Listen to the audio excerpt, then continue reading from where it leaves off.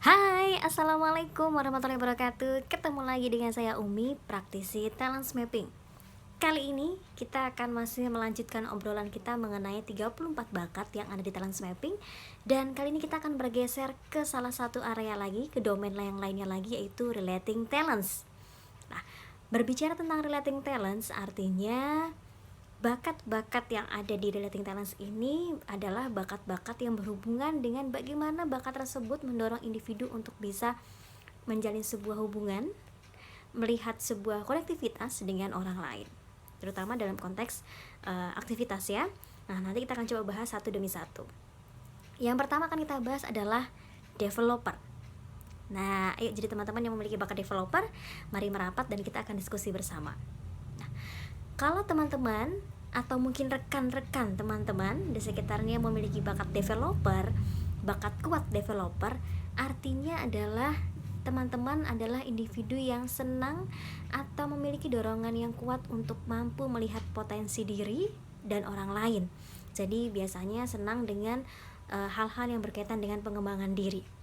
Oleh karenanya dia akan sangat senang ketika melihat orang lain berproses, berprogres gitu ya. Kemudian dia senang melihat orang lain maju.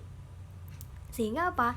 Kalau teman-teman memiliki bakat kuat developer, memang akan senang kalau diberikan ruang untuk bisa mungkin mengajar, kemudian menolong orang lain, misalnya untuk coaching atau mungkin memberi motivasi berkaitan dengan bagaimana orang lain tersebut bisa berkembang. Nah, sehingga ini adalah satu hal yang baik gitu. Bahkan dari situ dia bisa mengapresiasi hal-hal yang sederhana, karena dia melihat progres yang ada dari setiap individu. Jadi progres yang kecil pun dianggapnya sebagai sebuah pencapaian yang luar biasa. Ya, jadi benar-benar menghargai setiap progres yang terjadi pada perubahan yang ada di individu tersebut. Nah, tapi teman-teman, ini yang harus diantisipasi. Karena sangat concernnya terhadap pengembangan individu dan sangat concern terhadap bagaimana individu tersebut berubah, berkembang untuk menjadi lebih baik, kadang-kadang dia akan fokus pada hal tersebut. Jadi mungkin dia akan mandek atau apa ya, di satu sisi dia akan ngulik di situ terus gitu sampai penasaran gitu loh, saking penasarannya gimana caranya untuk bisa menemukan apa ya caranya untuk bisa dia maju gitu. Jadi benar-benar mungkin akan butuh waktu di situ dan mungkin akan menghabiskan beberapa waktu, sehingga ini harus dilatih bagaimana caranya untuk bisa menemukan berbagai macam metode yang bisa digunakan untuk bisa mendorong orang lain untuk bisa maju dan lebih baik lagi. Nah, bagaimana kalau ternyata nih teman-teman, kita atau rekan kita tidak memiliki bakat ini atau bakat developer ini sebagai salah satu sebuah keterbatasan buat kita.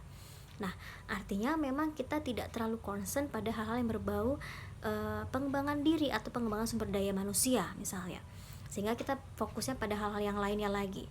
Nah, kebayang nggak kalau misalnya dalam suatu pekerjaan, aktivitas organisasi gitu ya, ada rekan-rekan yang fokus pada pengembangan manusia, tapi ada juga rekan-rekan yang tidak fokus pada di situ. Jadi mereka bisa saling mengimbangi satu sama lain. Nah, kalau ternyata sebuah keterbatasan, berarti kita memang butuh partner.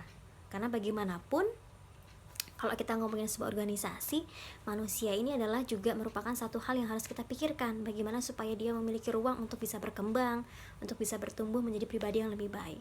Jadi tidak hanya berfokus pada hal-hal yang berbau dengan teknis. Nah, itu yang harus kita pertimbangkan betul-betul. Nah, tapi tidak masalah gitu ya. Akhirnya kita bisa berbagi peran dengan teman-teman yang memiliki bakat kuat developer.